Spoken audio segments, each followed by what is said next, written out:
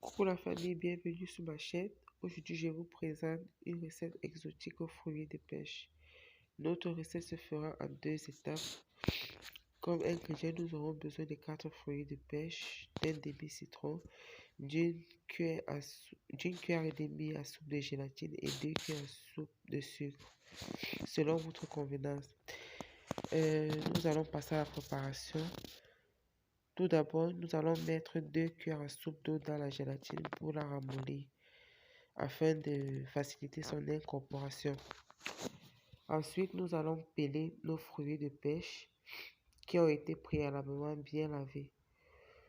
Et nous allons la découper en petits morceaux et mettre dans notre casserole.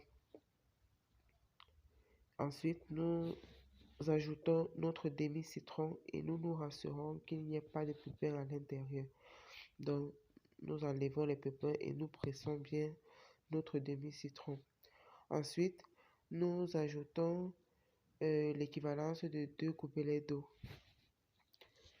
Donc, nous mettons l'équivalence de 2 gobelets d'eau et nous plaçons notre casserole au feu pour environ 10 à 15 minutes.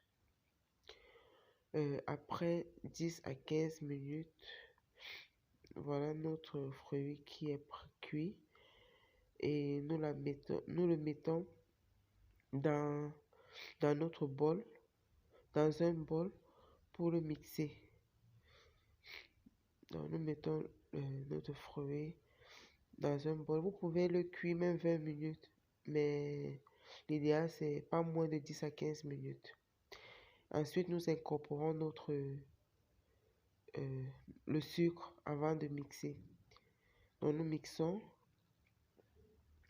Le liquide doit être bien lisse. Il ne doit pas avoir de fibres à l'intérieur. Donc, nous mixons. Je crois que là c'est bon. Oui, je crois que c'est bon.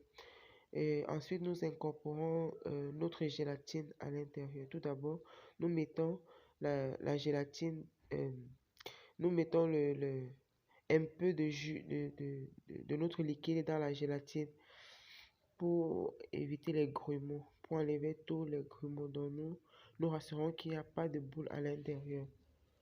Donc, nous tournons, nous nous rassurons qu'il n'y a pas de boule, juste pour éviter, pour faciliter, pour que la gélatine puisse dissoudre facilement. Quand nous allons incorporer tout, nous allons mélanger les deux liquides. Donc nous tournons là, je pense que c'est bon. Oui. C'est un très bon dessert. Vraiment, je vous recommande.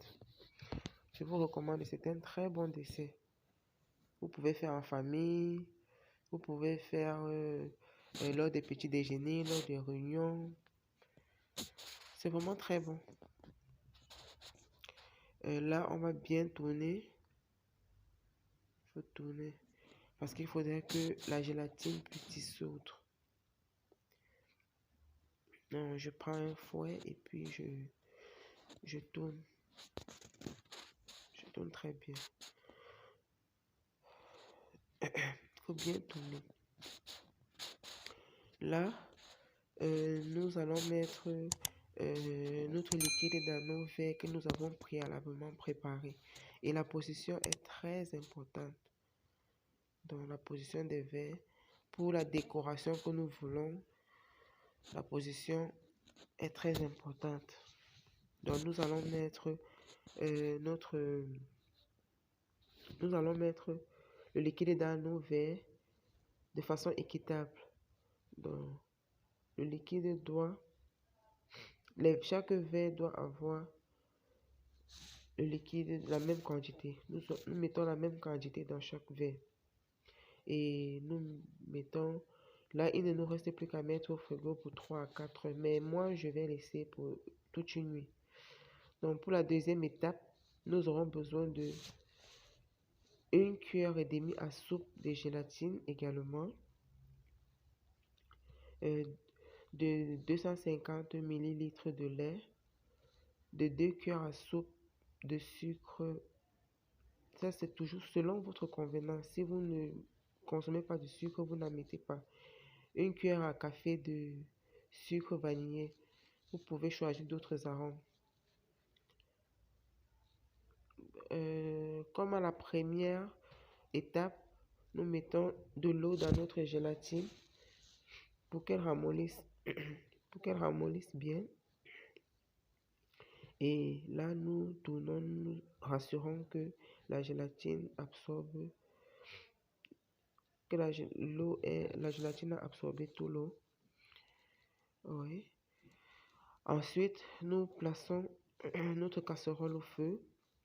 Nous incorporons, nous mettons notre lait et notre sucre également. Et là, nous tournons, nous allons remuer notre liquide. Elle doit chauffer, mais elle ne doit pas bouillir. Donc, nous remuons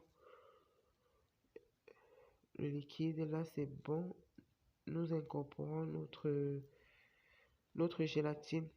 Comme à la première étape, nous mettons du lait dans la gélatine, toujours pour éviter les grumeaux. Donc, nous mettons du lait, nous tournons jusqu'à ce qu'il n'y ait plus de boules à l'intérieur. Donc, nous tournons très bien jusqu'à ce que les boules finissent complètement. Oui, là, je pense que c'est bon. Donc, nous allons mélanger les deux liquides. Vraiment, le processus, si est important. Il faudrait que la gélatine puisse bien dissoudre. Il faut s'assurer avant de mettre dans les verres que la gélatine a bien dissous.